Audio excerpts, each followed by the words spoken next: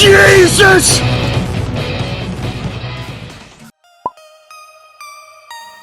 Hello guys, it's Algirdas with quick playing tips, and today we're going to talk about dynamics in high range. Why do we sometimes struggle playing soft when playing high, and what are the possible solutions to this issue?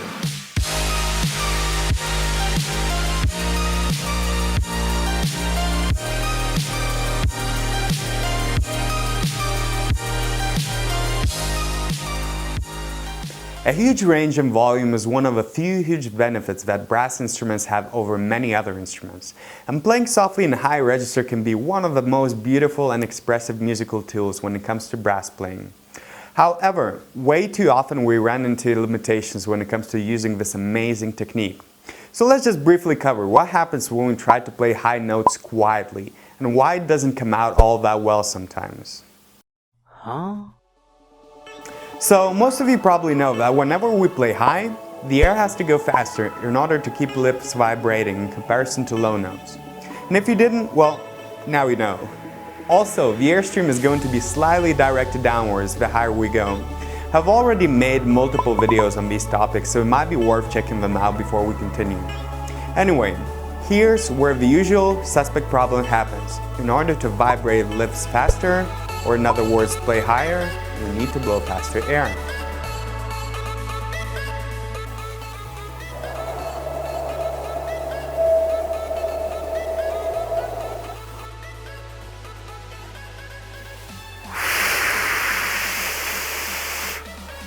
Now, a big misconception which is popular in brass world is that you need to blow more air as you go higher. Save that biggest gust of wind for that special moment in high register. Well, using a lot of air and using fast air are two completely different things. Airspeed will determine the pitch, while the amount of air used will directly relate to the volume increase or decrease. By that I mean you don't need to use massive amounts of air to play high, you just need to get the airspeed correctly.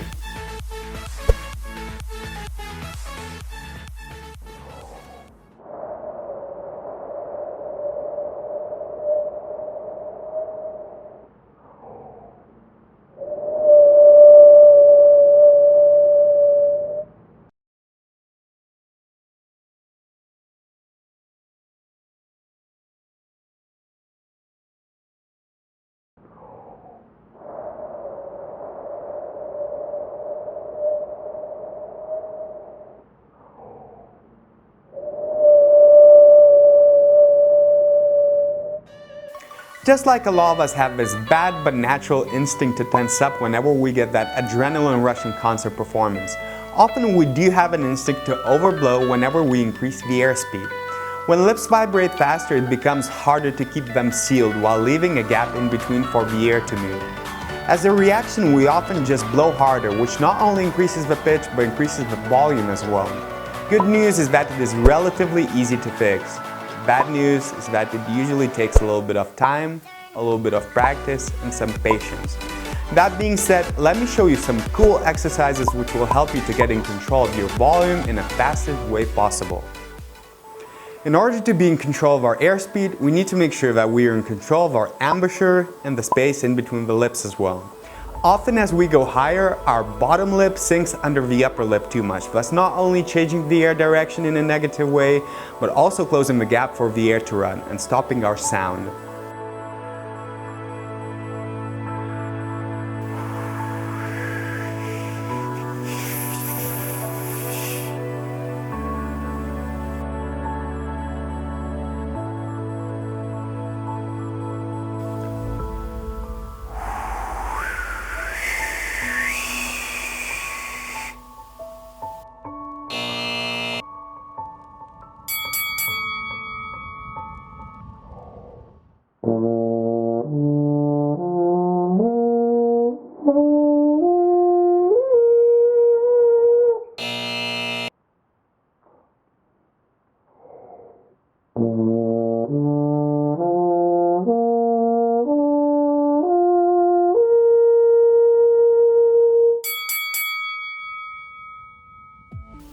We not only have to master our embouchure technique, but strengthen our facial muscles as well, to the point where controlling the space with the jaw doesn't fatigue us.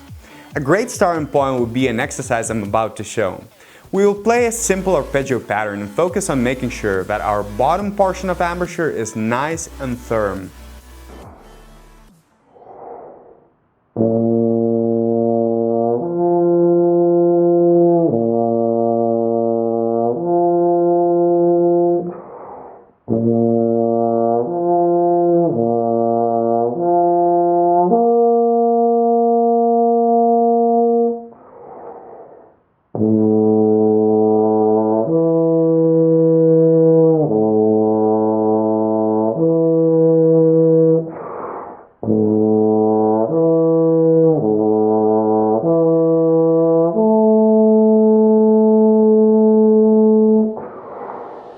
Also, try to look at the mirror to ensure that both upper and lower lip are in a straight line as possible, even when we transition notes.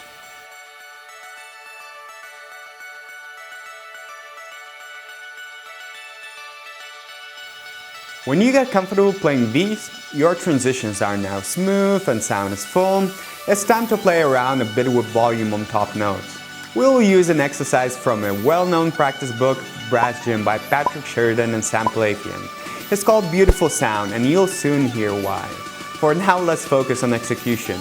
We'll make sure to apply all the focus points from last exercise here as well, except for we will decrease our volume with each note going up and vice versa when we go down. Use the bottom note as a strong base point from which you gently bounce up and reach a soft top note. Let's give it a shot.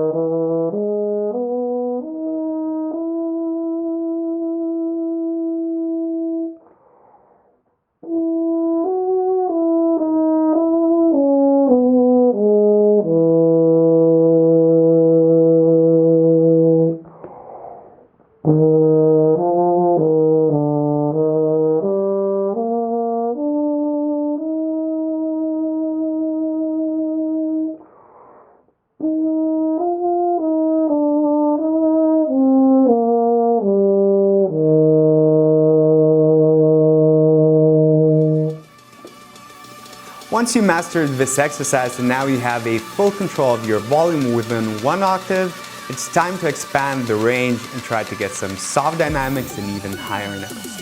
It is very important that you don't go above the scale pattern where you cannot produce a great sound anymore. That's why you need to learn previous two exercises well first. And don't use floppy sound and technique on this one. Remember, quality should be the grand goal of every single exercise you do, and patient practice will help you achieve it. No ego here, just the beautiful sound in 2 octaves.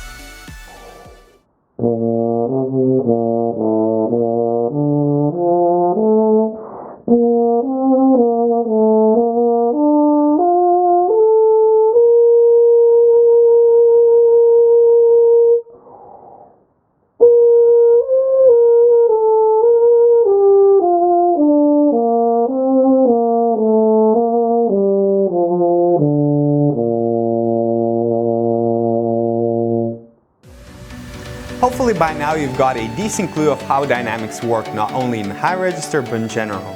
There is so much more information to cover in topics such as dynamics, but I can guarantee you if you follow these steps that I mentioned prior, you've got yourself a great starting point to reaching your goal of playing those beautiful singing high notes. As always guys, thanks for watching. I hope you found this video useful and informative. Make sure to give a thumbs up, share it with your friends and colleagues, and subscribe if you haven't already. Let me know what you'd like to see in the future by leaving a comment down below or posting your question on my Facebook or Twitter. If you're interested in one-on-one lessons, you'll find contact details below, so feel free to shoot me an email. And most importantly, stay safe, work hard, and keep motivated. Till the next time.